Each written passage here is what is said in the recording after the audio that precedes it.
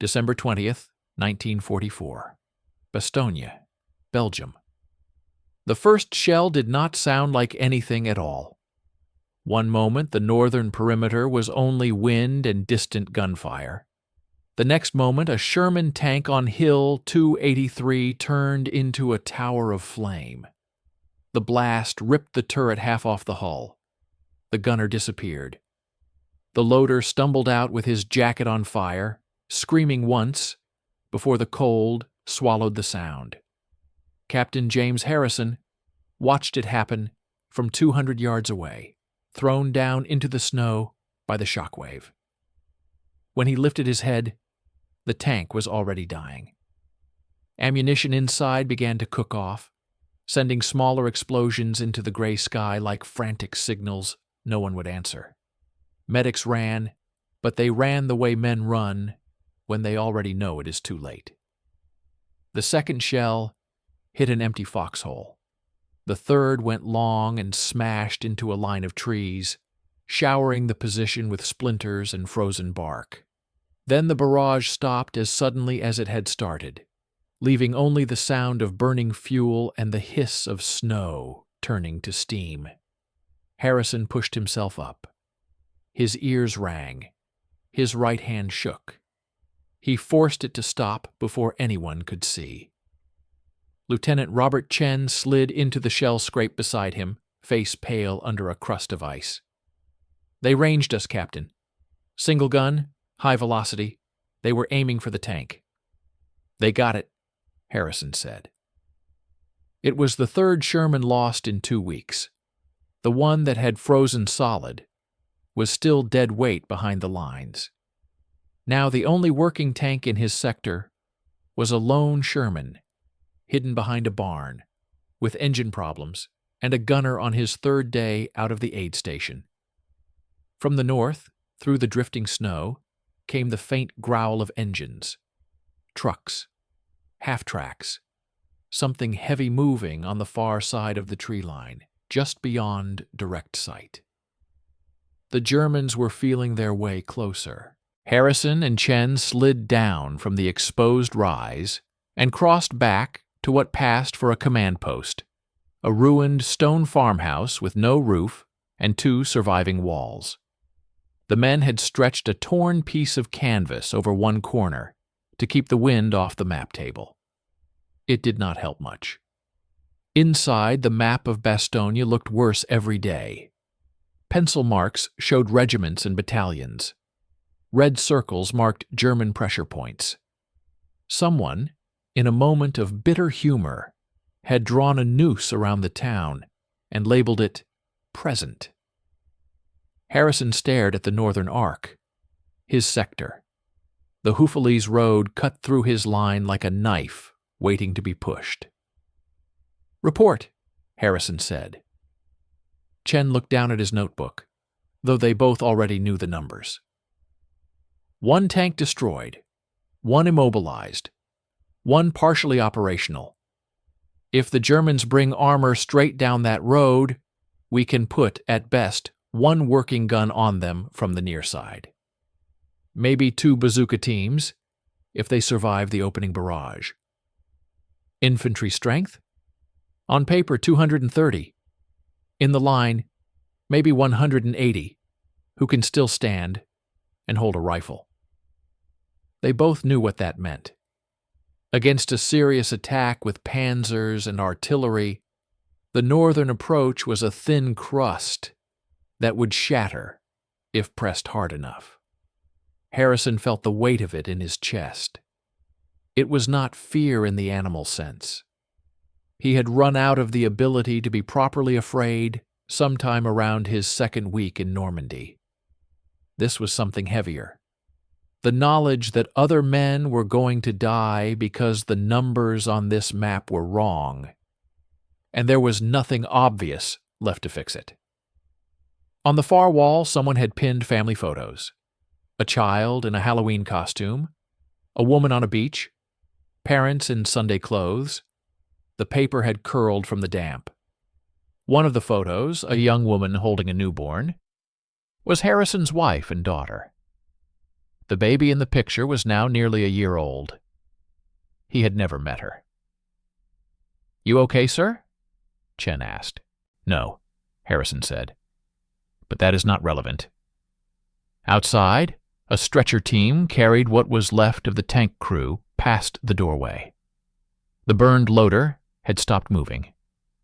The smell that came with them forced its way into the farmhouse and settled there, thick and inescapable. Chen swallowed hard. "The men saw that, Captain. The whole line did. Word is already spreading that our last working tank on the hill is gone." "Not our last," Harrison said automatically. Then he stopped himself. They both knew the truth. The lone Sherman behind the barn was more illusion than asset. A single lucky hit, a mechanical failure at the wrong moment, and it would vanish from the equation. "Sir," Chen said quietly, "they will come down that road. Maybe not today, maybe not tomorrow. But they will. They keep probing everywhere else. They hit 3rd Battalion last night. They are looking for the soft spot. When they realize it is us, they will throw everything they have." Harrison leaned both hands on the map table until the wood creaked. "If they break through here," he said, "they get behind the entire northern perimeter. They cut the supply route that is supposed to open when Patton reaches us. They roll right into the town. We lose the aid stations, the artillery parks, the command posts. We lose Bastogne." He thought of the aid station in the church, the long rows of cots, the wounded packed so tight you could barely walk between them, men with bandaged faces, men missing limbs, men whispering to chaplains. There was nowhere to move them, no trucks, no gasoline, no road out. If the line broke, the war would come for them first. "What do we do, sir?" Chen asked. The question hung there. Harrison had been hearing versions of it for months. In Normandy, in Holland, now here, in the frozen heart of the Ardennes. The problem was always the same. Not enough of something. Not enough men. Not enough shells. Not enough time. And yet, somehow, the war kept demanding results. Harrison straightened up. The decision that came to him did not feel like a bolt of genius. It felt like surrendering to something he had already known, but had been unwilling to say out loud. "This is not just about what we have," he said. "It is about what they think we have." Chen frowned. "Sir?" "The Germans do not attack where they see strength. They attack where they see weakness. Right now, when they look at this sector, they see a dead tank and a quiet hill. A gap they can exploit. We cannot conjure real armor out of thin air. But maybe we can change what they think is waiting for them up there." "You mean bluffing them?" Chen asked. "Bluffing Panzer officers with field glasses and reconnaissance?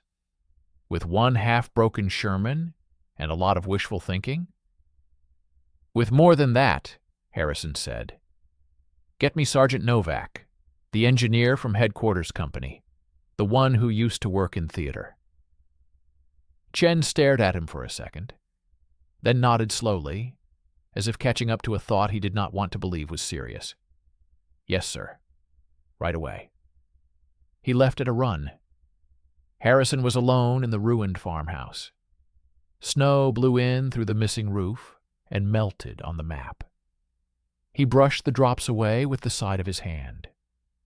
On another front, in another war, this would have ended differently. Higher command would have redirected armor. Aircraft would have softened the approach. Trucks full of ammunition would have rolled in. But here, in the frozen pocket around Bastogne, the laws were different. No one was coming. Not yet. The only thing left to maneuver was perception. 10 minutes later, Sergeant Frank Novak stepped into the farmhouse. bringing a gust of cold with him. He carried a toolbox in one hand and wore a scarf that might once have been white, but was now the universal color of battlefield winter, a stained, unnameable gray. "Reporting as ordered, Captain," Novak said. He was older than most of the line troops, lines at the corners of his eyes, hands nicked and scarred from years of work. Before the war, those hands had built illusions big enough to fool audiences of 1,000 people at a time. Painted stone, fake chandeliers, wooden staircases that looked like marble. Now they built things that exploded. "Sergeant," Harrison said, "how good are you at making something look like something it is not?" Novak frowned. "That depends. On stage, I was very good. Out here, if you want a bridge or a bunker, I can fake it from 20 yards, maybe 30. What exactly do you have in mind?" "I want a tank on Hill 283 by tomorrow night." Novak blinked once. "You want us to drag the crippled Sherman up there?" "No," Harrison said. "I want you to build one. From nothing. From whatever you can find. Wood, canvas, scrap. I want German observers to look at that hill and see an American tank with a clear field of fire down the Houffalize Road. I want them to report it up their chain and plan around it." Novak let out a low breath. Not quite a laugh. Not quite disbelief. "With respect, sir, that is insane." "With respect, Sergeant, what happened to my tank 5 minutes ago is insane. What they are about to do to this sector is insane. What I am asking you for is a piece of theater." Novak stepped closer to the map, shoulders hunched against the cold. He studied the hill, the road, the arcs of fire penciled in by some artillery officer days ago when there had still been time to think in theoretical terms. "They will be looking from the tree line north of the road," Novak said slowly. "Maybe from that rise here. 500 yards. In this weather, through glass. They will be tired. They will be nervous. They will want to believe whatever picture fits their expectations." He tapped the paper with a dirty finger. "If I give them the right picture, they will not question it right away." "Can you do it?" Harrison asked. Novak did not answer immediately. His eyes had gone far away, as they used to when he looked at an empty stage and tried to imagine what it could become in 72 hours. "I will need lumber," he said finally. "From the barns, from fences, from anywhere. Canvas for the skin, maybe from the supply depot, maybe from damaged tents. Wire, nails, rope, empty fuel drums for the suggestion of wheels and mass. We will paint the canvas with mud and charcoal, get the right color. The barrel we can make from a cut telephone pole or a length of pipe, if we can find it." "You will have men," Harrison said. "As many as you need." "I do not need many," Novak said. 6, 8 at most. Men who can keep their mouths shut." His jaw tightened. "And I will need a place to work where incoming shells will not tear the whole thing apart before we even get it up there." "You have this farmhouse and the barn behind it," Harrison said. "What about time?" Novak looked up. There was no roof, only the low, frozen sky. "If you want something that looks good on stage, I would ask for a week," he said. "If you want something that looks good to a tired man with field glasses in a snowstorm, I can do something in 2 nights." 2 nights is all you have," Harrison said. "After that, we have to assume they will move. Our patrols have heard engines in the forest. They are staging." "Then I had better start," Novak said. He hesitated at the doorway. "Captain, one question. If they realize it is fake, if they get close enough to see through it, what happens then?" Then they will already be committed to the attack, Harrison said. By the time they are close enough to see canvas, they will be under our guns. Or there will be no guns left to fire. Either way, this buys us something we do not have right now. What is that? A doubt in the mind of a German officer, Harrison said. One hesitation, one order changed, one attack delayed by 6 hours. That might be the difference between Bastogne standing and Bastogne falling. Novak nodded once, sharply, like a man accepting a role he had not wanted, but could not refuse. I will need to pick my crew, he said. No one talks about what we are doing. If this becomes a joke on the line, if men start calling it a wooden wonder or something, it will leak. The Germans listen to prisoners. They listen to civilians. I want them to hear only that there is a tank on that hill, not how it got there. You have full authority, Harrison said. Pick who you trust. Novak left, already mentally breaking down barns into beams, beams into shapes, shapes into the silhouette of a Sherman. Harrison stepped outside into the wind. The wreck of the real tank still smoked on the rise. Men were working around it, dragging what remained of the crew under canvas. A chaplain walked among them, coat flapping, book in one gloveless hand. No one met anyone else's eyes for long. Beyond the hill, the forest stood dark and silent.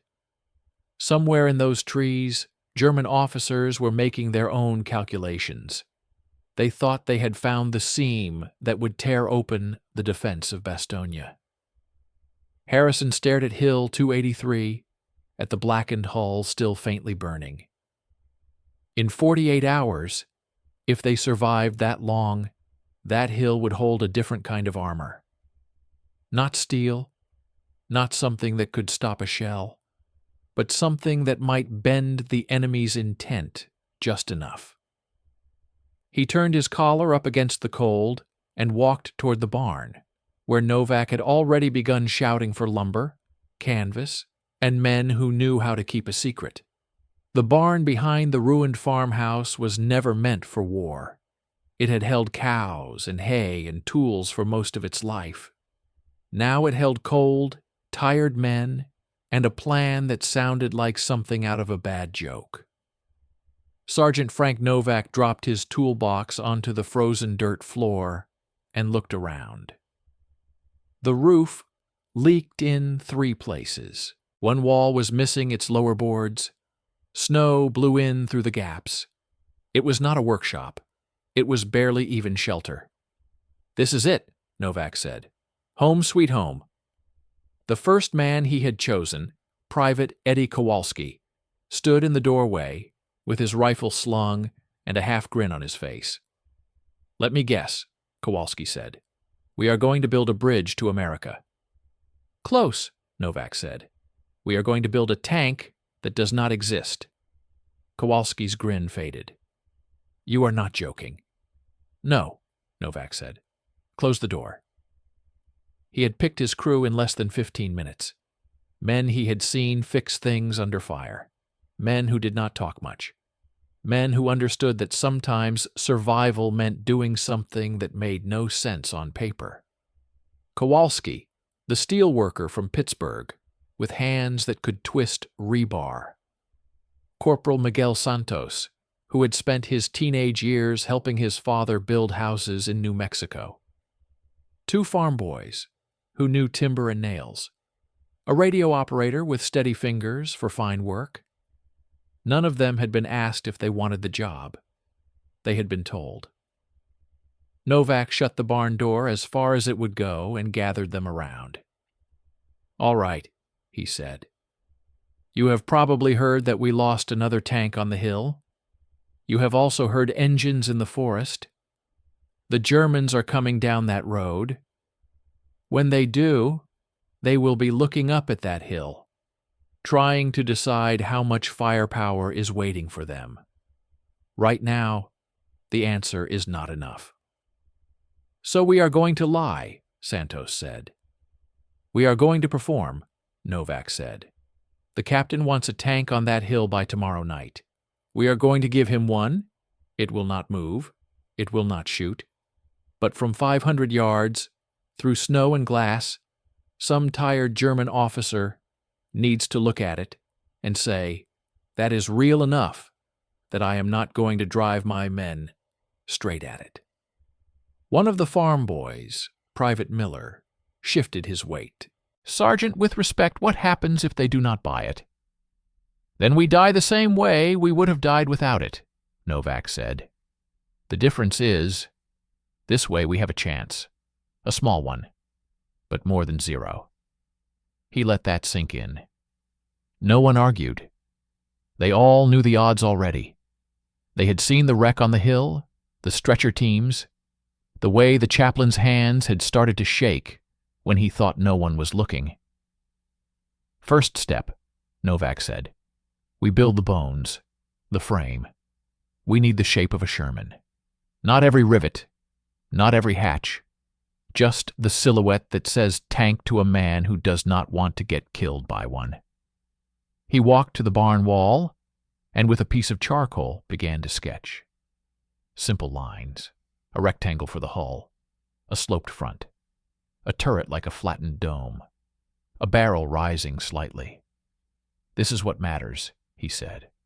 From a distance, details blur. What stands out is this: the height, the length, the angle of the front plate, the way the turret sits. If we get this wrong, they will know.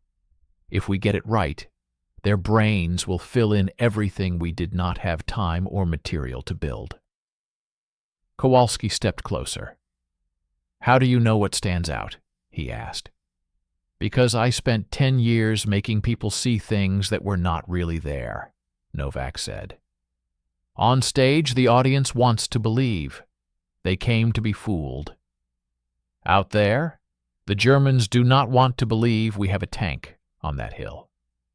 But they do not want to be wrong enough to die for it. That fear makes them see things too. He slapped his palm against the sketch. We are going to use that. They started with lumber. The farm boys tore down what was left of a nearby chicken coop, then came back for the stalls along the barn's interior wall. Every plank that was not holding the roof up became potential armor. They worked with gloves off despite the cold. Nails had to be placed just so. Boards had to be cut to lengths that Novak called out from memory. The breath of 8 men filled the barn with clouds. Santos cursed as a hammer blow glanced off a nail and caught his thumb. This better scare the hell out of somebody, he said, shaking his hand. It will, Novak said. If it does not, you can haunt me personally. They built the frame like a skeleton. 4 uprights for the hull corners, crossbeams, angled boards to suggest the sloped front. When the basic box was up, they stepped back. It was ugly, but it was the right kind of ugly. How tall is a Sherman, Miller? Novak asked. 8 feet, 7 inches to the top of the turret, Sergeant. Saw it in a manual. Good. We will be close enough. Remember, we are not selling this to an inspector. We are selling this to a man with binoculars in a snowstorm. They lifted and nailed until their arms shook from effort. Twice distant artillery made the ground tremble, but the shells landed somewhere else along the perimeter. The war outside kept going. Inside the barn, their world narrowed to boards and angles. When the frame was finished, Novak called for canvas. What canvas? Kowalski asked. Whatever does not have someone sleeping under it, Novak said. Torn tents, spare tarps, the sides of trucks that are not moving. If it can stretch and hold paint, I want it. Within an hour, they had a pile of mismatched cloth, olive drab, brown, faded tan. Novak sorted through it like a tailor with terrible options. It does not need to be pretty, he said. It needs to be continuous. They stretched the canvas over the wooden skeleton, pulling it tight and nailing or tying it along the edges. Gaps were stuffed with straw and snow for volume. From the outside, in the half-light of a winter afternoon, the shape began to emerge. Miller stepped back and whistled low. "I will be damned," he said. "From the corner of my eye, that looks like the real thing." "Then do not look straight at it," Novak said. "We are counting on the Germans not getting a nice, long, comfortable look." He walked around the structure, studying it the way a director studied a set from the back row. The hull looked right. The turret needed work. "We need height here," he said, pointing. "And the barrel. Without the barrel, it is just a shed with opinions." Kowalski snorted. "I know where we can get a barrel, or something close." He was gone for 20 minutes. When he came back, he was dragging a length of metal pipe behind him, scavenged from a destroyed fuel dump. It was bent at one end but mostly straight, 6 inches across, heavy enough that it took 3 men to lift it. "That will do," Novak said. They built a cradle for it on top of the turret frame and lashed it in place. The pipe jutted forward at the right angle, slightly elevated. Suddenly, the structure went from odd to dangerous. "Now it looks like something that will ruin your day," Santos said. "Good," Novak said, "because that is exactly what I want some German lieutenant to think." They worked into the night. At some point, a messenger from Harrison arrived with a crate of paint and brushes. "That is all they could find," the messenger said. "Most of it is for houses, not tanks." Novak pried open the lids. Gray, brown, a sickly green. Not ideal, but better than bare canvas. "We are not painting a masterpiece," he said. "We are breaking up shapes." He mixed colors in an old bucket, adding water and charcoal dust to darken them. Then he handed out brushes. "Long strokes," he said. "No neat edges. Think in terms of shadows. We want this thing to blend with the hill from a distance, not pop out like a parade float." They painted until their fingers lost feeling. Lines turned into panels, panels into rough suggestions of armor. Novak added darker patches, where a real tank would have oil stains and soot. He did it without thinking. His hands remembered the way light fell on steel, the way dirt in use changed color over time. While they worked, the barn door opened again. Captain Harrison stepped inside, his breath clouding in the cold. For a moment he did not speak. He just looked. From where he stood in the gloom, the structure already had presence. Mass. The way it filled space was different from a pile of wood. It commanded attention. "Well, Sergeant?" Harrison asked finally. "Am I looking at a miracle or a waste of lumber?" Novak wiped sweat and melting snow from his forehead with the back of his wrist. "You are looking at an outline, sir," he said. "Give us until dawn, and you will be looking at something a nervous man with binoculars will not want to test." One of the farm boys had climbed on top to secure the makeshift barrel. As Harrison watched, the boy slipped, caught himself, and laughed shakily. "Tell him if he falls through and tears that canvas, I am nailing him up there as part of the turret," Novak said. A faint smile touched Harrison's mouth. It did not reach his eyes. "How many know about this?" he asked. "Just the men in this barn, and Lieutenant Chen," Novak said, "and whoever had to sign off on the paint crate. Everyone else thinks we are reinforcing positions." "Keep it that way," Harrison said. "If this turns into a story, it will be halfway to German lines by morning. I want them to hear there is a tank on that hill. I do not want them to hear it came from a barn." He moved closer, studying the angles. "It is convincing," he said quietly. "More than I expected." "From the right direction," Novak said. "We still have to get it up there. We still have to set it, so the silhouette is perfect from the tree line." "What do you need?" Harrison asked. "Ropes, sleds, strongbacks," Novak said. "And time. We lose any of those, and this ends with a pile of broken wood, halfway up the hill." "You will have what you need," Harrison said. "But you have until tomorrow night, and not a minute more. After that, my guess is the Germans will stop feeling their way and start swinging." He left as quietly as he had arrived. When the door closed, the barn felt even colder. Santos blew on his hands. "You ever think your theater work would come to this?" he asked Novak. "Building a fake tank so real tanks do not kill you?" "No," Novak said. "I thought the worst that could happen was a critic falling asleep." He looked at the structure, at the lines they had pulled out of lumber and canvas and air. "But a stage is a stage," he said. "You build the set, the actors do their part, the audience believes or they do not. Out there, the audience is German artillery, and we really do not want bad reviews." The men laughed, but it was a thin sound, edged with something like fear. As the night dragged on, fatigue set in. Shoulders slumped, movements slowed.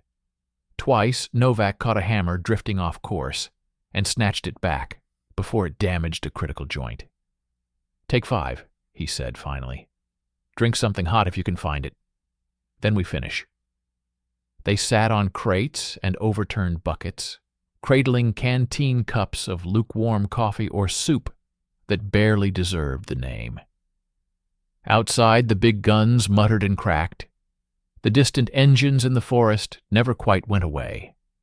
It was like listening to a storm gather beyond the horizon, knowing it was moving in your direction. Kowalski stared at the nearly complete shell of the Phantom tank. "You really think this can change anything?" he asked. Novak did not answer right away. He thought of the men in the aid station, of the burned tank crew, of the map on the farmhouse table with its tightening ring. "I think it can change a mind," he said at last. "On the other side, there is some officer with a map like ours. He has pressure from above to attack. He has limited tanks. He has to decide where to send them. If he looks at that hill and believes there is a gun up there that will kill his lead vehicle, he might pick another route, or delay, or wait for more support. Every one of those options gives us something we do not have." "What is that?" Miller asked. "Time," Novak said. "Enough time for someone else to do their job, for relief to get here, for the weather to break, or just enough time for a few more of our guys to see another sunrise. I will take any of those." They finished the work in the gray band, between night and dawn, when the world felt like it had forgotten how to be day. The Phantom tank stood almost as tall as a real one now, its canvas skin rough but convincing in low light. Novak walked around it one last time, checking ropes, joints, angles. "This is it," he said. "We move at dusk. We do it in one push. No stops on the hill. No dropped ropes. If this thing rips open in front of the line, the story will spread before we have a chance to fix it." Kowalski slapped the wooden hull with his palm. "Talk, talk, talk," he said. "I just want to see the look on some Jerry's face when he plans around this thing." "You will not see his face," Novak said. "If we do this right, he will never come close enough." They stepped out of the barn into the freezing air. The sky was a dull lid of cloud. Smoke from the ruined tank still smeared the horizon. Down the line, men were already moving through their routines, cleaning weapons, eating what passed for breakfast, writing letters they might never send. None of them knew that a tank that was not a tank waited in the shadows, ready to join the defense. Novak looked back at the barn, at the silhouette just visible through the gap in the doors. In a few hours, they would drag that silhouette up a hill under the eyes of an enemy who did not yet know what it was supposed to be afraid of. If the performance failed, the Germans would come anyway. If it succeeded, they might hesitate. Between those two outcomes lay the survival of every man on that map. By late afternoon, the sky over Bastogne had turned the color of dirty wool. The light was thin, the kind that made everything look flatter and closer than it really was. Perfect light for lying. Sergeant Frank Novak stood at the base of Hill 283 and looked up at the slope they had to conquer. It was steeper than it had seemed from the map. Snow lay in uneven drifts over frozen mud. Roots and rocks waited just under the surface, ready to trip anyone careless enough to trust their footing. Behind him, the ghost tank loomed on a pair of improvised sleds. They had built the runners from barn beams, shaved and greased with whatever fat the cooks could spare. Ropes as thick as a man's wrist snaked from the sleds like veins, ending in loops for hands and shoulders. Kowalski spat into the snow. "Sergeant, that hill did not look this tall yesterday," he said. "Yesterday we were looking down," Novak said. "Today we are looking up." He walked along the length of the fake tank, checking lashings and joints.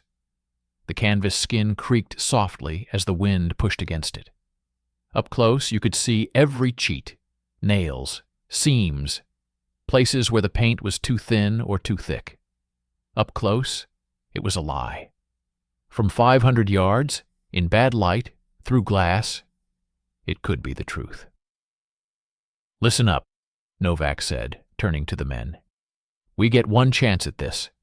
Once we start, we do not stop until this thing is on the crest and facing the road.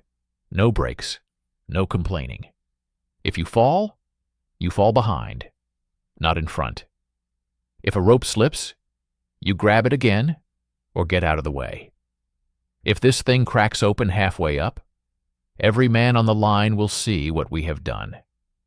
And if they laugh about it tonight, the Germans will hear about it tomorrow." Miller swallowed hard. "How much does it weigh, Sergeant?" he asked. "Too much to think about," Novak said. "Grab a rope." They took their positions. 12 men on the main lines. 4 more at the back with poles to keep the sleds from sliding sideways. 2 guides at the front to call out obstacles and adjust their path. At the top of the hill, Captain Harrison and Lieutenant Chen watched from behind a low bank of snow that had been packed into a makeshift parapet. From here, they could see the Houffalize Road cutting through the trees. No vehicles yet, just the silence of held breath. "You think they can get it up here?" Chen asked. "They do not have a choice," Harrison said. He checked his watch. Daylight was bleeding away. They needed the tank in position before full dark. Too early, and German observers might get more detail than Novak wanted. Too late, and they would be hauling a giant, fragile silhouette up a slope in pitch black, with nothing but muzzle flashes to guide them. "Move," Novak said. The ropes went taut. Boots dug into the snow. The sleds groaned and then lurched forward. For the first 30 yards, it almost felt easy. The base of the hill had a gentle incline, and the greased runners slid over the snow with reluctant cooperation. The men leaned as one, muscles straining, breath puffing in rhythm. Then the real climb began. The slope reared up. The sleds dug in. Every inch had to be fought for. Kowalski's face turned the color of raw meat. The veins in his neck stood out. Santos grunted with each step, a sound halfway between a curse and a prayer. "Pull!" Novak shouted. "Do not look up. Do not look back. Just pull." Boots slipped. A rope jerked. For a terrifying moment, the whole structure shuddered and slid back half a foot. The men at the rear slammed their poles into the ground, levering with their shoulders to keep the sleds from gaining speed. "Again!" Novak yelled. "On three. 1, 2, 3. They surged forward. The ropes cut into gloves, and where gloves had split, into skin. Blood mixed with melting snow and grease. No one had a hand free to wipe their faces. Sweat-stung eyes already raw from cold wind. Halfway up, artillery started again. The first shell landed somewhere off to their left, too far to see, close enough to feel. The ground kicked under their feet. The sleds rocked. "Keep moving!" Novak shouted. "They are not shooting at us. They do not know we are here. Do not give them a reason to adjust." Another shell, closer this time. A column of black smoke rose beyond a stand of trees. Fragments whispered overhead and pattered into the snow. One of the farm boys flinched and stumbled. His rope slipped from his shoulder. The sudden loss of tension jerked the line sideways. Novak saw the sled nearest him twist a few inches. If it turned any further, the runners would catch, and the entire weight of the tank would roll. He dropped his own rope and threw his body against the wooden hull, shoulder first. Pain flared down his spine. The structure stopped moving sideways and settled. "Pick it up," he shouted at the farm boy.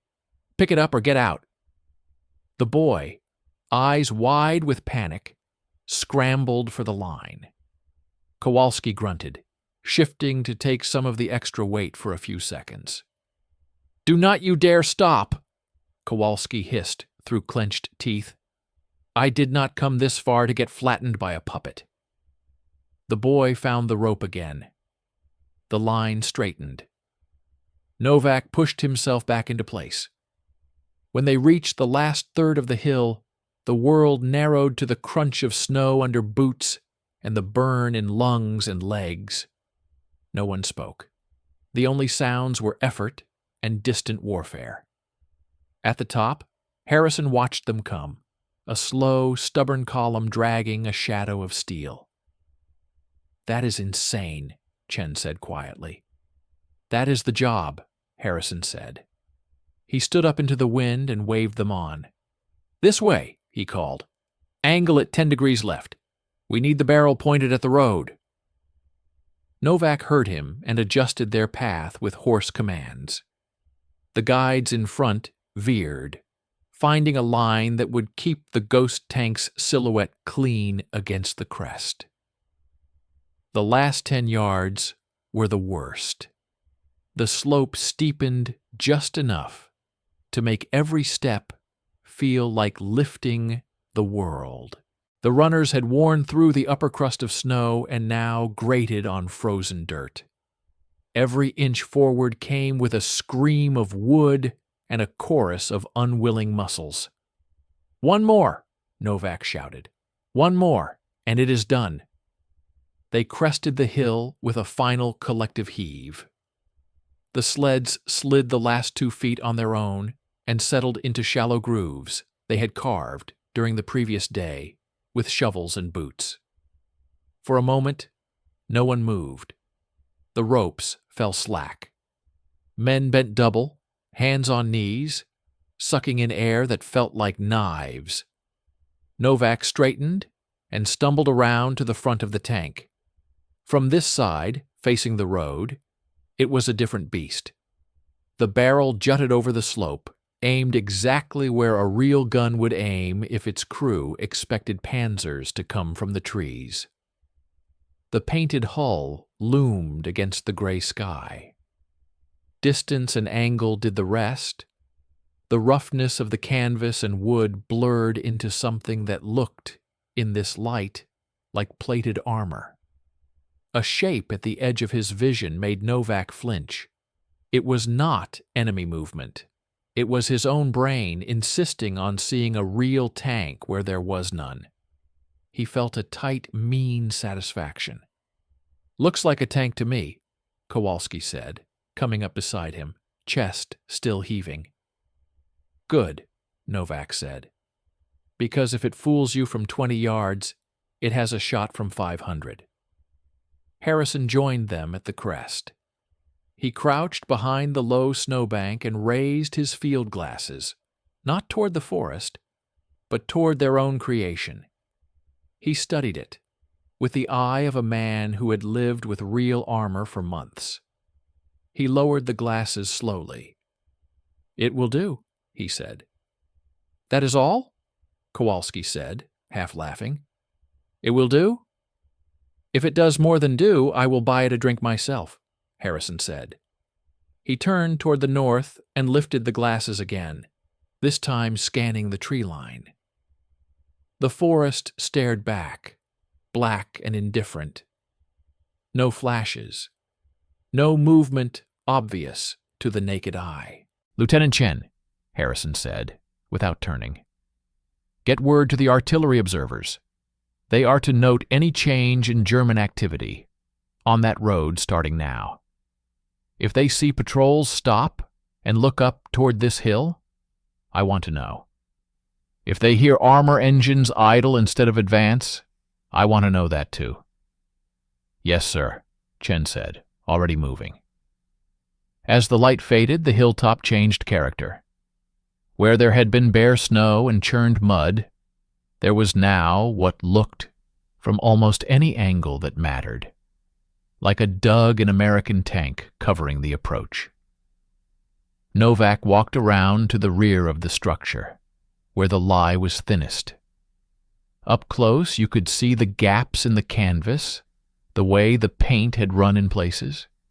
You could see the improvised joints, the knots in the ropes. "We need life," he said quietly. "Tanks do not just sit like statues. They have crews, they move, they smoke, they leave tracks." "Tracks we cannot fake," Harrison said. "The snow is wrong up here. Any attempt will look like exactly what it is." "Maybe," Novak said, "but we can fake the rest." He pointed to the base of the tank. "Dig a shallow trench there," he said. "Run a small fire under a sheet of metal, enough to send a steady trickle of smoke out from under the back. From the trees, it will look like exhaust. And we put 2 men on top during daylight. They move around a little, duck in and out of a hatch frame. They do not linger long enough to invite a sniper, but long enough that anyone watching believes someone lives inside that shell." Harrison did not answer immediately. He was weighing risks. "A fire under that thing," he said. "If a shell lands near it, the whole structure will go up like a torch. If a shell lands near it, I do not think a little extra fire will be our biggest problem," Novak said. "We are not trying to survive direct hits with this thing, Captain. We are trying to make someone else decide not to fire in the first place." Harrison nodded once. "All right," he said. "Pick your men. No one volunteers. You choose. They rotate in pairs. 10 minutes on, 20 off. Never the same pair twice in a row. Snipers will be looking for patterns." Novak's gaze went automatically to Kowalski. "Do not even think about it," Kowalski said. "You need me if this thing starts to sag." "That is exactly why you are not going up there first," Novak said. He picked 2 others. A quiet rifleman from Iowa, who never missed a shot at the practice range. A medic who had been begging to be closer to the line again, instead of the aid station. "You 2 are the first crew," Novak said. "You climb on top, you move like you have reason to be there. You check an imaginary hatch. You gesture. You duck when you hear artillery. You look like people who believe this tank is real, because if you do not, no one else will. The medic looked up at the barrel overhead. "Any chance the Germans will not notice us at all?" he asked. "Not if we are lucky," Novak said. "We want them to notice just enough to be afraid, not enough to be curious." The two men climbed onto the hull, using nailed-on slats as footholds. They moved carefully, testing each step. The structure creaked but held.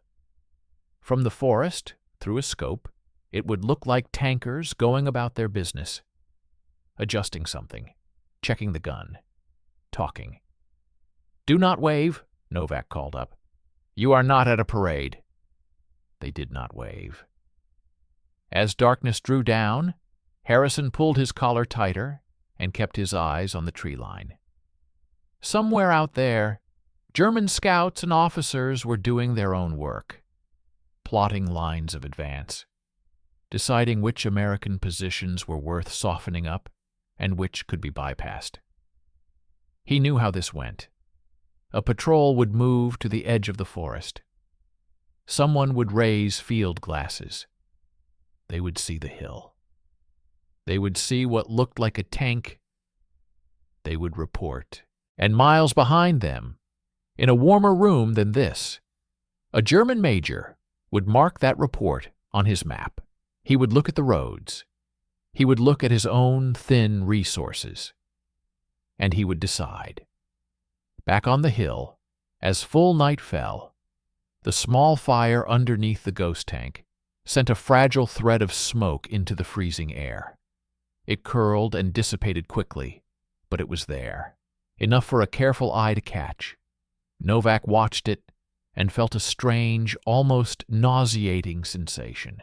Pride, fear, ownership. This was his work more than anything he had ever built on any stage.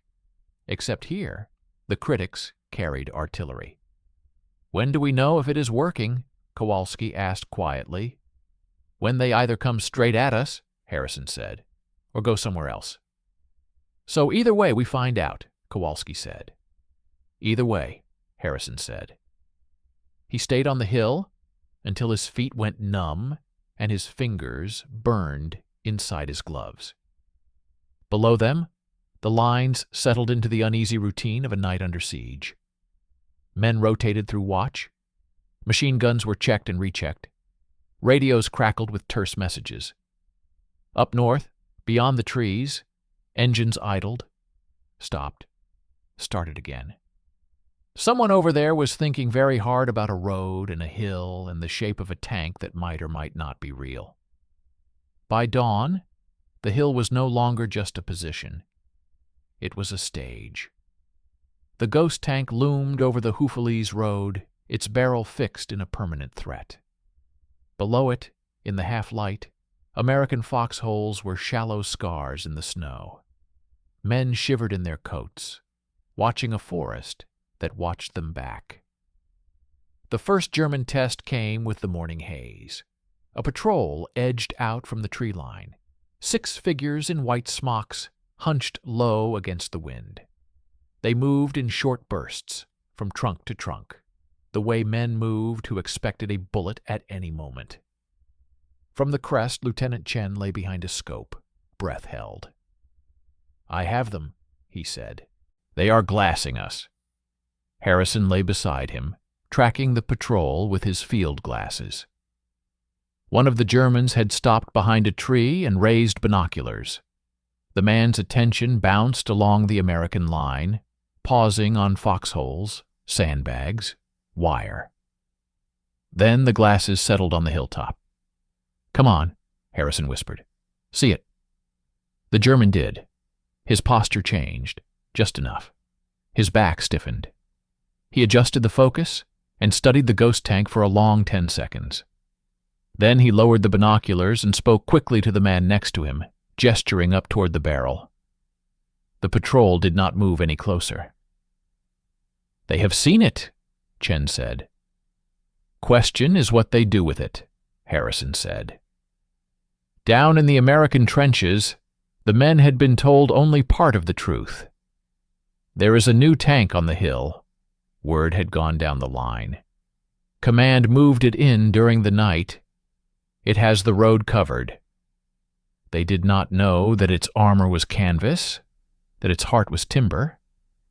They only knew that something big now sat where the wreck had burned, and that for the first time in days, the idea of armor at their backs felt more real than a rumor. "Looks mean," one rifleman said, peering up. "Hope Jerry got a good look." "Let him drive into it and find out," his friend muttered.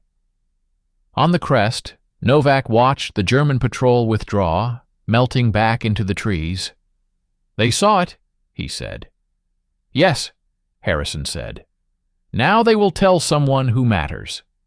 That someone was Major Kurt Zimmerman, commanding an armored Kampfgruppe, waiting in the forest north of Bastogne. He stood in a commandeered farmhouse that smelled of coal smoke and damp wool, bent over his own map of the sector.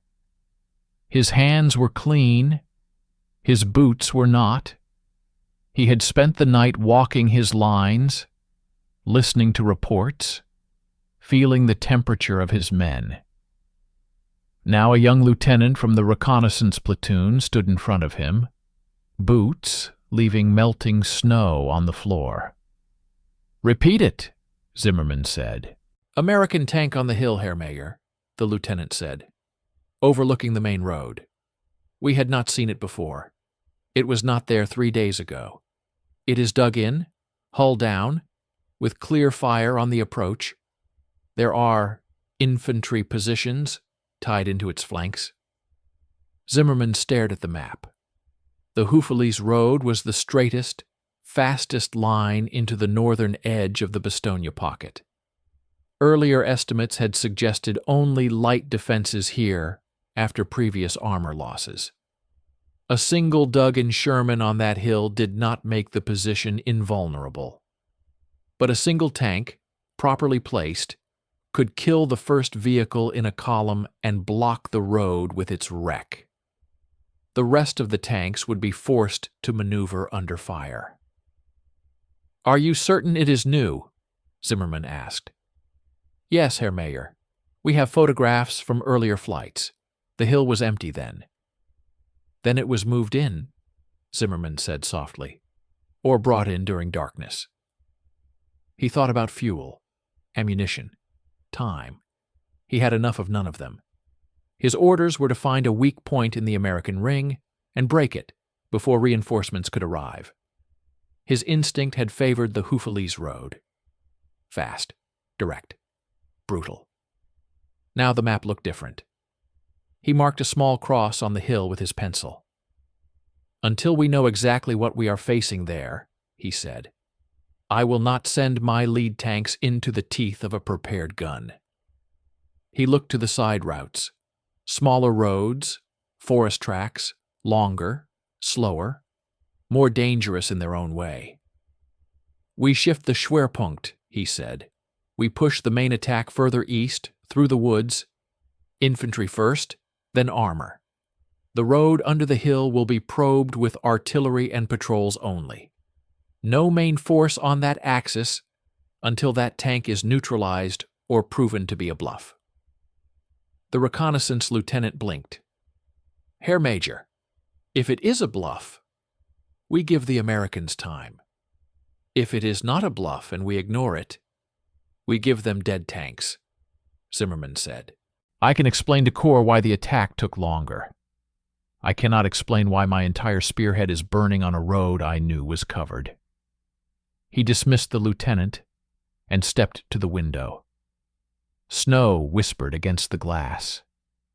In the distance, beyond the trees, artillery thumped. The battle for Bastogne was a pressure he felt in his bones. "Find another way," he murmured to the map.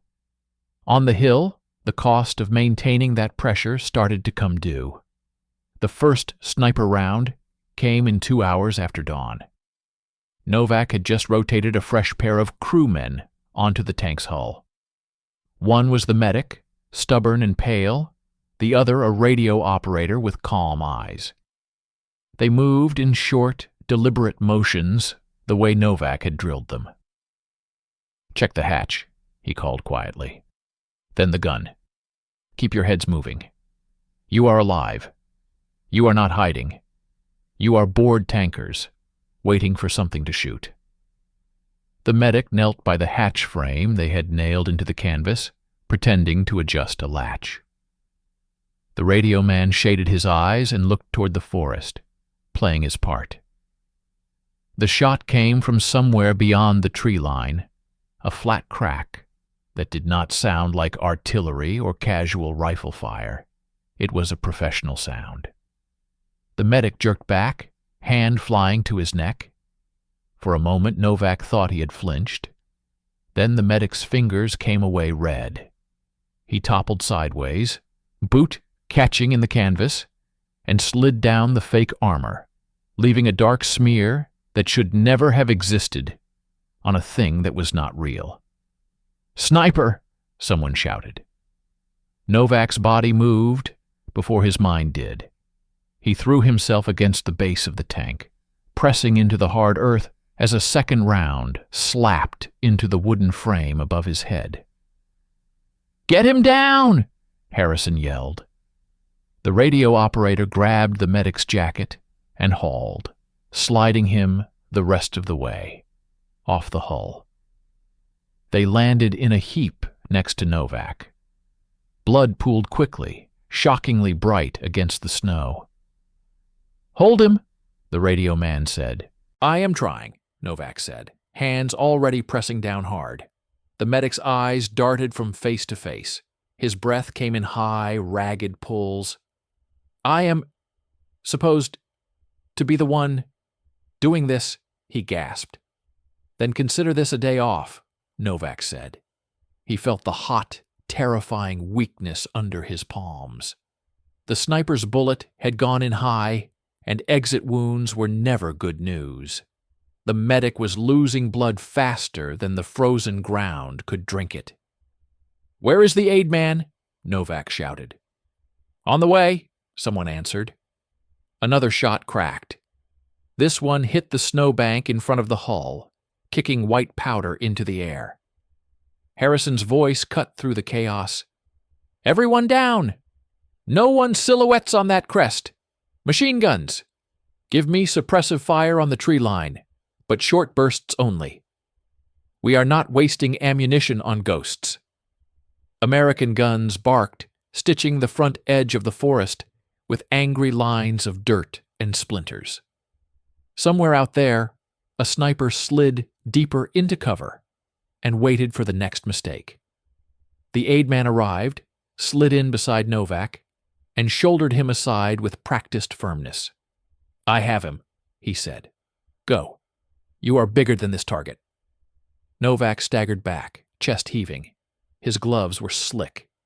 He stared down at them, at the bright red that did not belong to him. The medic's hand found his sleeve and gripped it with surprising strength. "Keep the act going," the wounded man managed. "Make them pay for the ticket." He tried to smile. It came out as a choke. "We will," Novak said.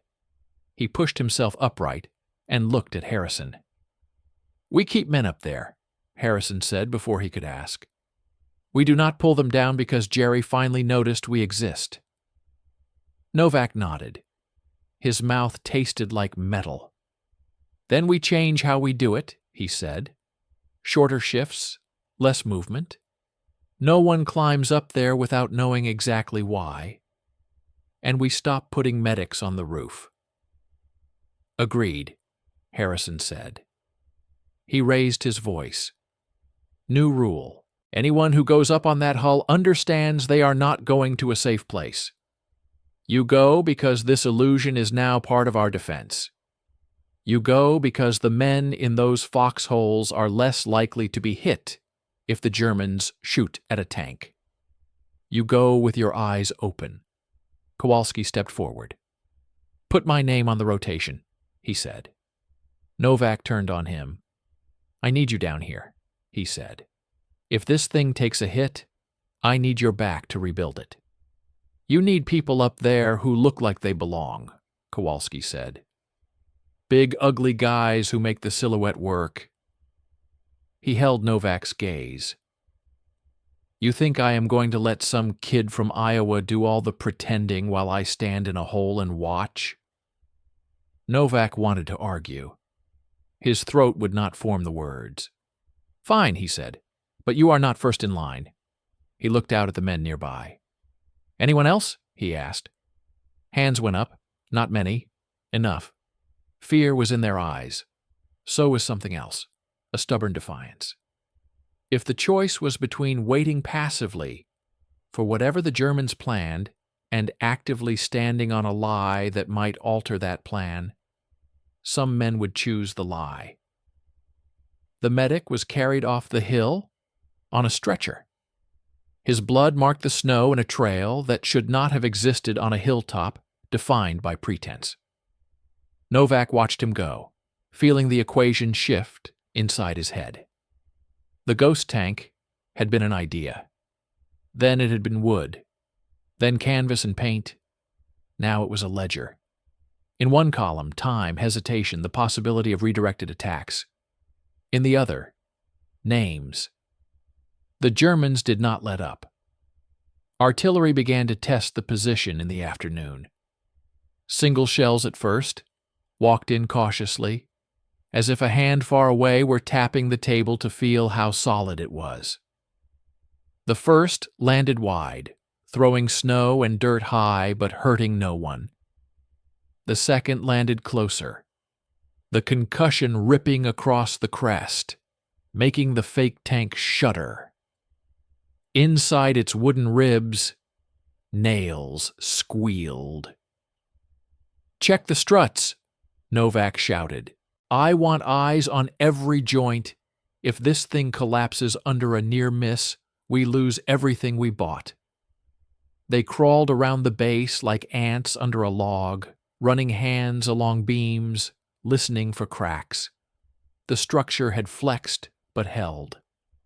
"They are bracketing us," Chen said from beside Harrison's observation point, plotting the range. Harrison watched the impacts, the arcs of smoke and debris. "They do not want to waste a barrage on one tank," he said. "Not when they are conserving shells. They are trying to decide if we are worth the expenditure." "Are we?" Chen asked. "We had better be," Harrison said. "If they decide we are not, they stop testing and start driving." Another shell came in. This one hit the far side of the hill, out of sight, but close enough to send a wave of dirt and stones pattering over their helmets. The ghost tank took it in silence, canvas flapping, paint dust cracking. A real tank would have answered with its gun. The absence of that reply was a risk. "They will notice it does not fire back," Chen said. "They will also notice it does not move," Harrison said, which suggests dug in, out of ammunition, or waiting. They cannot know which without getting closer, and getting closer is what they are now afraid to do. Evening crept over the battlefield like a slow bruise. Fresh men took their turn on the hull, moving less, showing themselves only in brief flashes. The small fire underneath the fake engine compartment was nursed carefully, enough to send occasional smoke, not enough to set the whole construction alight if a fragment found it. Down the line, rumors grew legs. "They are shelling the new tank," someone said in a trench. "Is it hit?" "Not yet. Thing is charmed." "Good. Let them waste shells on that instead of on us." In a war where luck and superstition sometimes mattered as much as logistics, the ghost tank began, in some minds, to take on a personality. It had appeared in the night. It had survived a sniper's attention and direct shelling. It watched the road without blinking. If you did not know better, it was easy to believe there was a crew inside, stubborn, and patient. In truth, the real crew was spread across foxholes and aid stations and one narrow hilltop, maintaining an illusion with sweat and blood. As darkness thickened, Harrison finally allowed himself to step back from the crest for an hour. He walked down to the farmhouse, map in hand, to check in with battalion. Inside, the command post was lit by 2 lanterns and the dim orange of a small stove. Radios murmured. A runner dozed in a corner, boots still on, head against a crate. "How is our star performer?"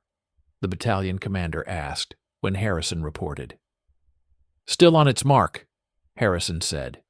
"The Germans have seen it. They have tested it. They have not committed against it." The commander nodded, eyes on the map. "Reports from the east say movement in the woods," he said. "More than usual. Looks like they are massing for something there." "Not here," Harrison said. "Not yet," the commander said. "You may have shifted a blow. You did not even have the armor to receive." He looked up. "Do not let that go to your head, Captain. They still might come at you tomorrow if whatever they try in the east fails." "I know," Harrison said. He stepped back, into the cold night, when the conversation was done. He looked up toward the hill. He could not see the ghost tank itself from here, only the occasional flicker of movement against the sky where a man shifted position. Every minute it stood was another minute the enemy reconsidered. Every minute it stood was a minute paid for by men like the medic now lying in an overcrowded aid station, staring at a ceiling that might fall if the line broke. On the hill, Novak leaned against the fake hull, listening to the muted sounds from inside the wood, creaks as the temperature fell, the soft hiss of the hidden fire, the muffled thump of artillery further down the perimeter. Kowalski sank down beside him. "You know what this is, Sarge," he said. "What?" "It is the ugliest, most beautiful thing we have ever built." Novak let out a breath that might have been a laugh in better times. "It is a promise," he said, "to the men behind us, that when Jerry looks this way, he sees more than there really is, that sometimes that is enough." "You think it will hold?" Kowalski asked. "Wood or idea?" Novak said. "Both." Novak looked at the forest, at the invisible men planning their attacks, moving their units, arguing over maps. "The wood will hold as long as it has to," he said. "The idea, that depends on whether they blink first." In the dark between armies, decisions were being made that no one on the hill could see. A major shifted colored pins on a board. A colonel argued for speed over caution. A general farther away demanded results without caring which road provided them. The ghost tank, silent and immobile, had inserted itself into those conversations without moving an inch. The question now was simple and enormous. Would that lie, paid for in sweat and blood, be enough to change the path of an entire company of men, made of steel and fear? By the 3rd day, everyone on the hill moved like they were much older than they were. The men in the foxholes had new lines around their eyes. The runners had a new tightness in their voices. Even the chaplain walked as if the ground might open under his next step. Sleep came in scraps. Food came in thin slices. Hope came in rumors. One of those rumors arrived just after dawn. "Patton is close," a runner said breathlessly, sliding into Harrison's command post, with his helmet askew. "Third Army broke through somewhere south. Tanks on the move. They say we just have to hold another day." Harrison did not look up from his map. "Who says?" he asked. "Everyone," the runner said. "Word is all over town." Then word is probably wrong in at least 3 different ways, Harrison said. But the part about us holding is correct. We do it with or without Patton. He finally looked up. Anything on German movements? Reports of increased engine noise in the forest, the runner said. East and north both. Scouts think they are shifting units again. Harrison's jaw tightened. Dismissed, he said. On Hill 283, the ghost tank watched a road that still refused to reveal its full intentions. Novak had not left the hilltop for more than an hour at a time since they had dragged the fake up there. He knew every knot in its ropes, every creak of its frame, every place where the canvas bulged wrong and had to be coaxed back into line. This morning, the cold felt sharper. The sky was a low lid of dirty white, but the air underneath it had a new, brittle clarity. Feels like something is going to break, Kowalski said quietly. Could be the weather, Novak said. They both knew it was not just the weather. Shortly after mid-morning, the tempo changed. Artillery began to fall in earnest to the east, heavy enough that even on the northern hill they could feel the ground thud and see distant columns of smoke. The Germans had chosen a main point of attack, and it was not the Houffalize road. That is them hitting somewhere else, Lieutenant Chen said, eyes on the horizon. They are going around us. For now, Harrison said, they still have to keep us honest. Almost on cue, a fresh wave of shells bracketed their sector. The first salvo walked the tree line, the second probed the low ground, the third tested the hill. One round landed close enough that Novak felt the concussion in his teeth. Snow and dirt hammered the side of the fake tank. A section of canvas tore loose, flapping wildly. "Get that!" Novak shouted. He and Kowalski lunged forward, grabbing the edge before the wind could peel it back further and expose the wooden ribs. A small fire under the tank flickered and almost died in the blast's breath, then caught again. Smoke wound its way stubbornly out from beneath the hull. A real tank would have had scars by now, too. As the echoes of the barrage faded, the forest ahead of them seemed to lean closer. It was not imagination. Movement flickered between the trees, first scattered infantry shapes, then larger, slower forms behind them. The ground trembled in a low, steady rhythm that had nothing to do with artillery. "Armor," Chen said. "Multiple vehicles, north of the road, engines advancing, then stopping." Harrison brought his glasses up. He could not yet see the tanks themselves, only the shifting patterns of branches and the faint gleam of something unnatural among them. "They are staging," he said, forming up just behind the tree line. He could imagine the scene without seeing it. German tank commanders checking maps, listening to last-minute orders. Men strapping on helmets, adjusting goggles. A major standing by the lead vehicle, weighing everything he knew against everything he feared. On the far side, in his farmhouse headquarters, Major Kurt Zimmerman had not enjoyed his last 24 hours. His planned push through the eastern woods had run into deeper snow and stiffer American resistance than he had anticipated. The attack had bogged down without achieving a decisive breakthrough. Fuel was running low. Ammunition had been spent more freely than supply officers liked. Now Corps demanded results. So did the ticking of the calendar. Zimmerman stared once more at the map. The Houffalize road still beckoned. It was the straightest line, the fastest path to a meaningful penetration. It was also still under the shadow of that tank on the hill. He had more reports now. Prisoner interrogations. Aerial photographs smudged by cloud. Radio intercepts that hinted at reinforcement, but never confirmed it.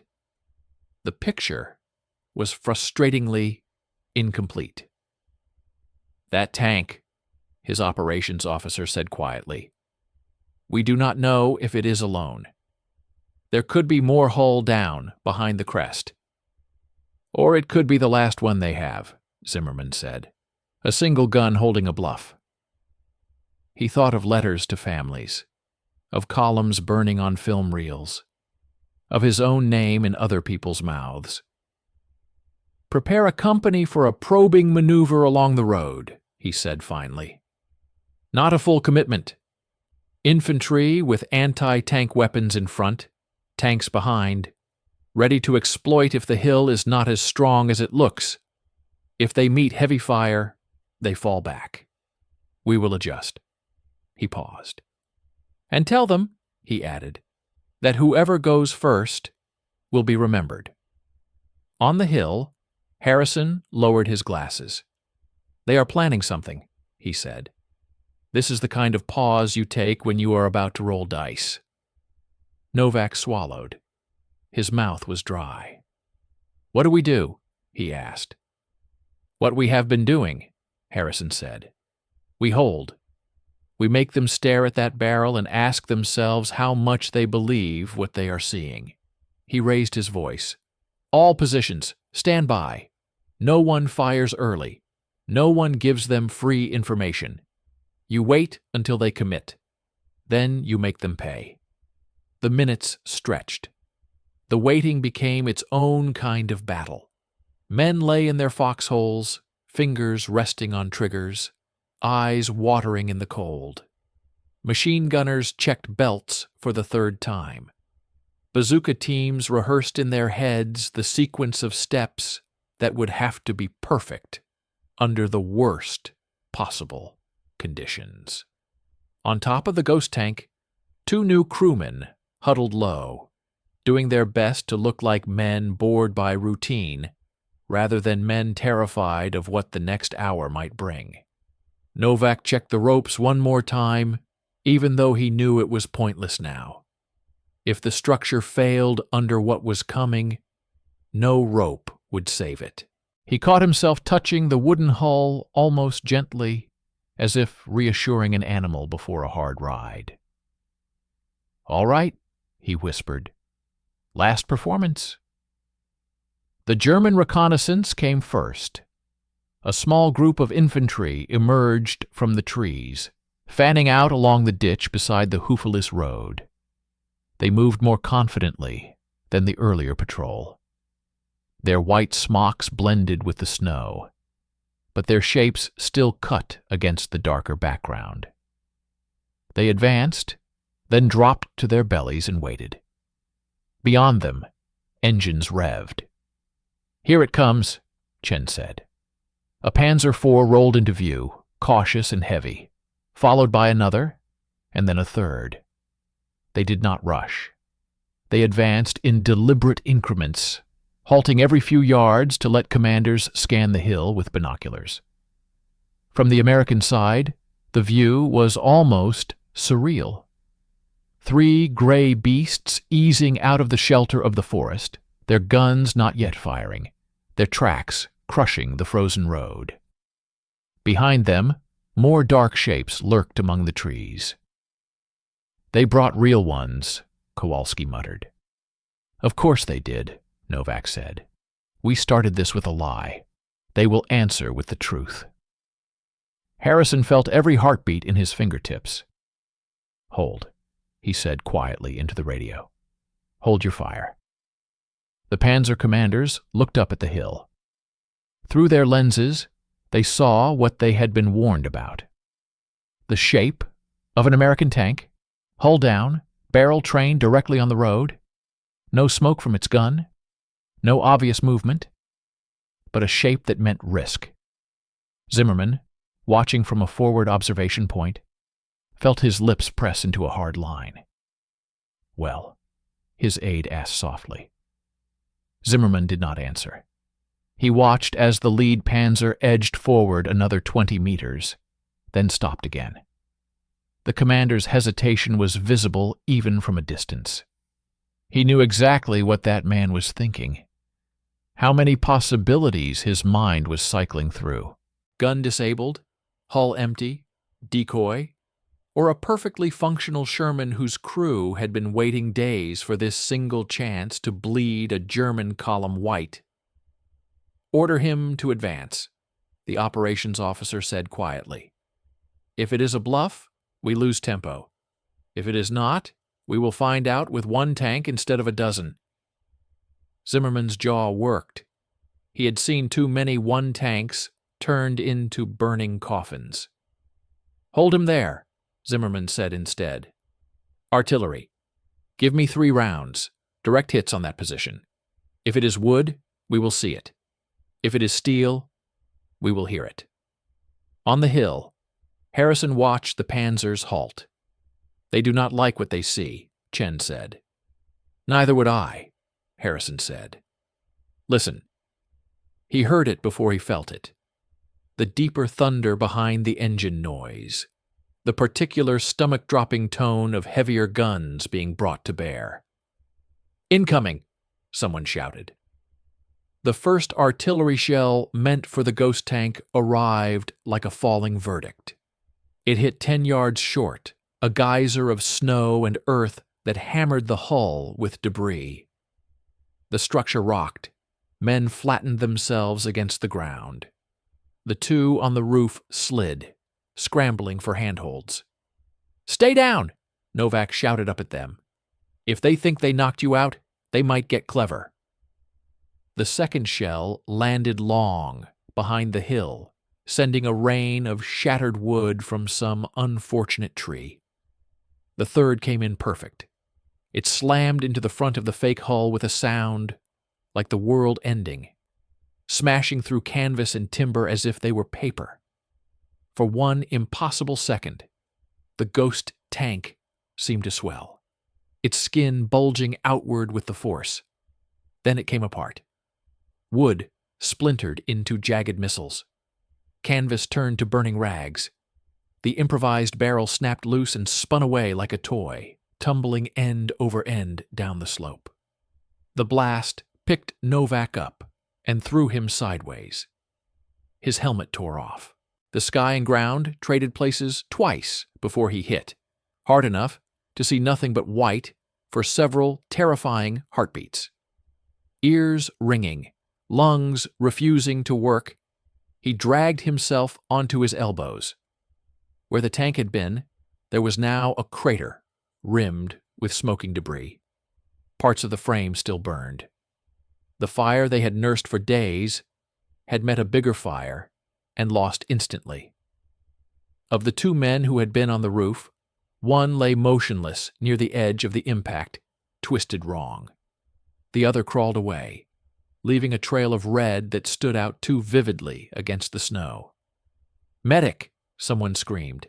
"Medic!" Harrison's heart lurched, but not just from the sight. From the forest, the German column had seen it too. Zimmerman stared, stunned, as the tank disintegrated under the shell. No sparks of molten metal, no secondary explosions from ammunition, no heavy turrets slamming sideways, just wood and cloth and fire. "Mein Gott," his operations officer whispered. It was a bluff, all this time.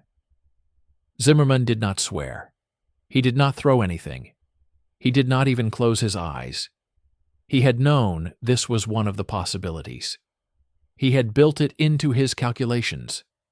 But seeing it, seeing how completely a single shell had erased what he had treated as a pillar in his planning, lit a slow, cold anger in his chest. "Order the tanks forward," he said, each word clipped. "Infantry in support. They go now. Full speed. That hill is nothing." His aide hesitated. "Herr Major, the time we have spent—" "Will be the subject of an after-action discussion," Zimmerman snapped. "Right now, we exploit. They have been holding part of their line with theater props. That tells us how desperate they are. Move." Engines roared. On the American side, men watched their miracle disappear in fire and splinters. For a heartbeat, there was a collective intake of breath, a vacuum where belief had been. Then the German tanks began to move. "Here they come!" Chen shouted. The Panzers surged out from the trees with newfound confidence, guns elevating, armor no longer hesitating under the gaze of a barrel that no longer existed. Harrison slammed his radio handset to his ear. "All positions, open fire," he yelled. "Everything you have. Make them pay for every yard." Machine guns rattled. Rifles cracked. Bazooka teams rose from their hiding spots like ghosts of their own, bracing tubes on their shoulders. The ghost was gone. All that remained now was steel against what little meat and iron the Americans had left. Novak staggered to his feet, ears still howling.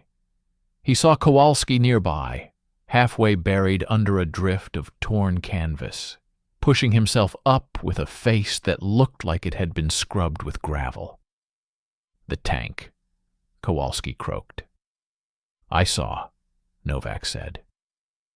They stared for a fraction of a second at the crater, at the scattered remnants of their work. A charred plank with hurried brushstrokes, a twisted piece of pipe that had once pretended to be a gun. "Was it worth it?" Kowalski asked, almost without meaning to.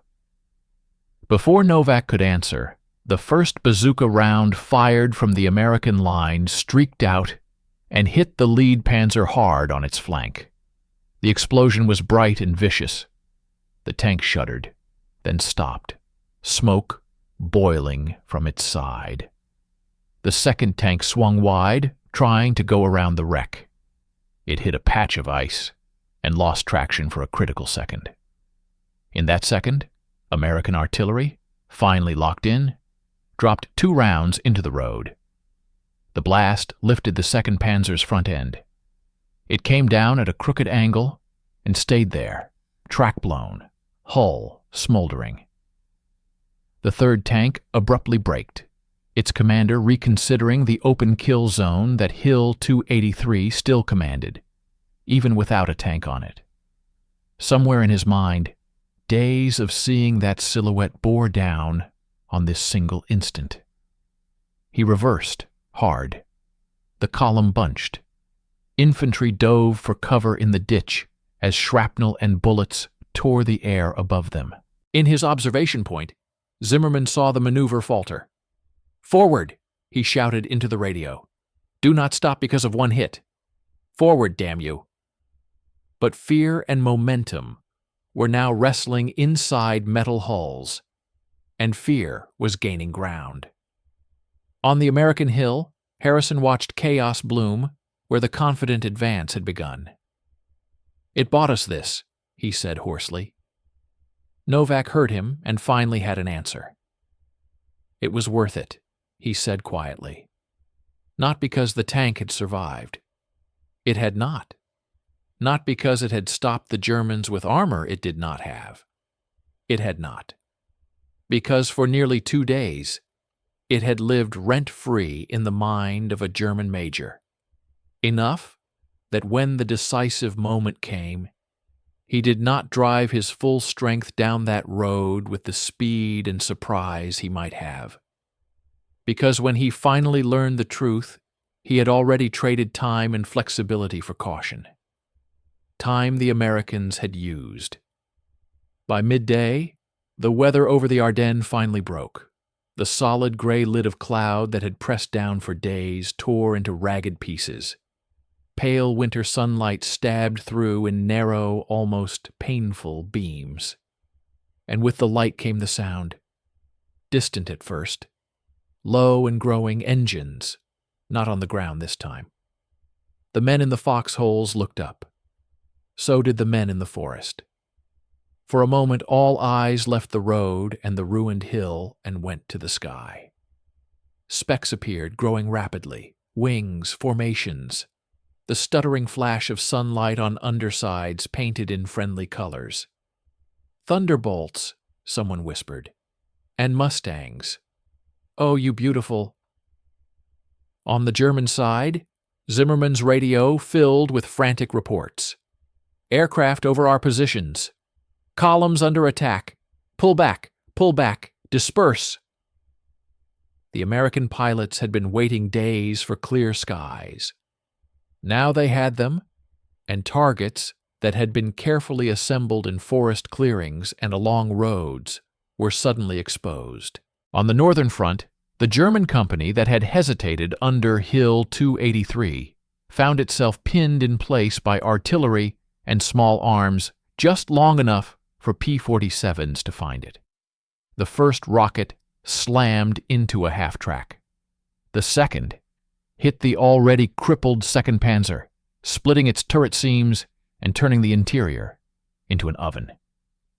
The road that had seemed like a highway of opportunity became a killing ground. On the hill, wind whipped smoke past Novak's face. He watched as a flight of fighters roared low overhead, so close he could see the markings, the pilot's helmet, the flash of a hand raised in either acknowledgement or pure reflex. Behind the fighters, further south, dust and smoke rose in new columns. Patton's vanguard was punching toward Bastogne. The siege was not over in a heartbeat. Nothing in this war ended cleanly. Men would still die that day, and the next. But the direction of the tide had shifted in a way that everyone could feel, even if they did not yet have words for it. By late afternoon, the pressure on the northern perimeter eased. The German tanks that could still move pulled back toward the trees, hiding from the sky. Their infantry crawled away through the ditches, leaving dark stains in the snow. On Hill 283, the wind finally began to eat the last of the smoke. Novak stood at the edge of the crater where the ghost tank had died. Splinters of wood lay half-buried. A scrap of canvas, burned black at one end, flapped weakly. He bent and picked up a small piece of painted board. The brush strokes were rough. A patch of darker color suggested a hatch that had never opened. Kowalski joined him, face smeared with soot, one sleeve torn and bloody where shrapnel had glanced off. "Souvenir?" Kowalski asked. "Evidence," Novak said. "Of what? That we were crazy? That for 2 days, a piece of theater made real soldiers hesitate," Novak said. "That a line on a map shifted because of this stupid, fragile thing. You tell that story right, people will not believe it." "Good," Kowalski said. "Means it was worth doing." Down the slope, medics moved among the wounded. Among them was the first medic who had been shot on the tank's roof, pale but still breathing. The bullet had missed every major artery by a margin so small that even he did not have a name for it. He watched the crater from his stretcher, with a strange mix of anger and affection. "It held," he murmured, "in its way." Captain Harrison approached, moving more slowly than he had 2 days ago. Not from any one injury, but from the accumulation of all of it. He looked at the crater, then at Novak. "Major in division wants to know how the hell we convinced a German armored unit to waste 48 hours on a wooden tank," Harrison said. Novak snorted softly. "Tell him we had good carpenters," he said. "I told him we had good timing," Harrison said, "and men willing to stand on something that would not stop a single bullet for the chance it might stop a thought." He paused. "He also said this sector held when others bent," Harrison added. "That if the northern road had gone, the whole pocket might have been cut deeper. He is saying that to his superiors now. It will filter back in whatever way it filters back." Novak turned the scrap of wood in his fingers. "If anyone writes it down," he said quietly, "they will probably leave out the part where we almost got killed by our own scenery." "They will leave out a lot of parts," Harrison said. "That is how stories work." They stood there in silence for a moment, listening to the distant rumble of ongoing fighting and the nearer clatter of preparations. Word had begun to filter through that American armor was close, maybe hours away. Men were checking weapons with a new kind of energy. The siege, which had felt like a heavy, suffocating hand, now felt like a grip that could be pried open. "They will ask one question, I think," Kowalski said. "What is that?" Harrison asked. "If it was just a story," Kowalski said, "or if it really mattered." He jerked his chin toward the forest.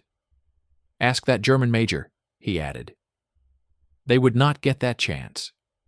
Zimmerman would have his own story to tell, framed in different words, smoothed for different ears. In his version, the delay on the Houffalize road would be one line among many, a regrettable caution, an understandable decision under incomplete information. But in the narrow space where decisions and consequences met, the ghost tank had been real. Real because it had altered behavior. Real because it had cost blood.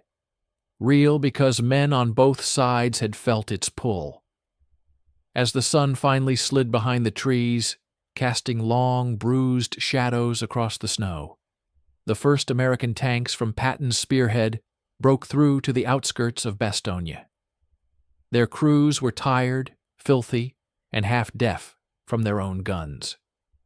They rolled past cheering infantry, who looked even worse. One of those tanks, a Sherman with scorched paint and a name hastily hand-lettered on its side, clanked up toward the northern perimeter to reinforce the sector that had somehow held without them.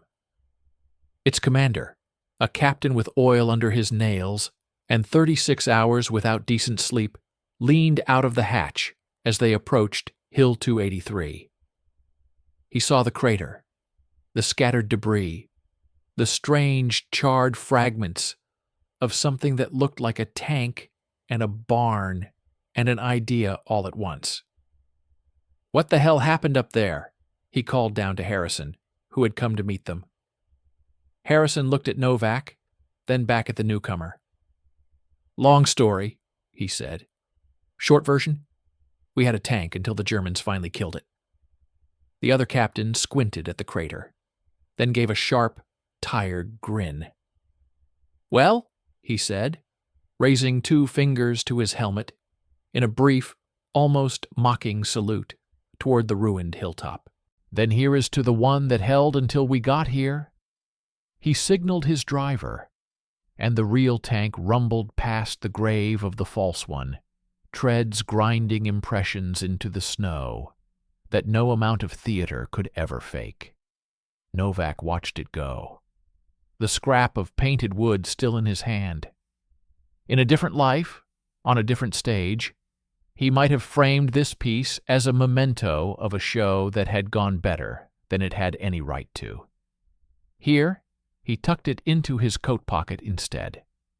Not as a trophy, as a reminder that in a war measured in tons of steel and thousands of lives, sometimes one fragile, ridiculous hand-built lie could tilt the line between survival and disaster a few critical inches. Hill 283 settled into the gathering dark, stripped of its ghost. The men who had built and manned that ghost moved on to other positions, other fights. Some would talk about it years later. Others would never mention it again. But for 2 days in the winter of 1944, a wooden tank had held its place in the story of Bastogne. And the enemy had gone looking for another road.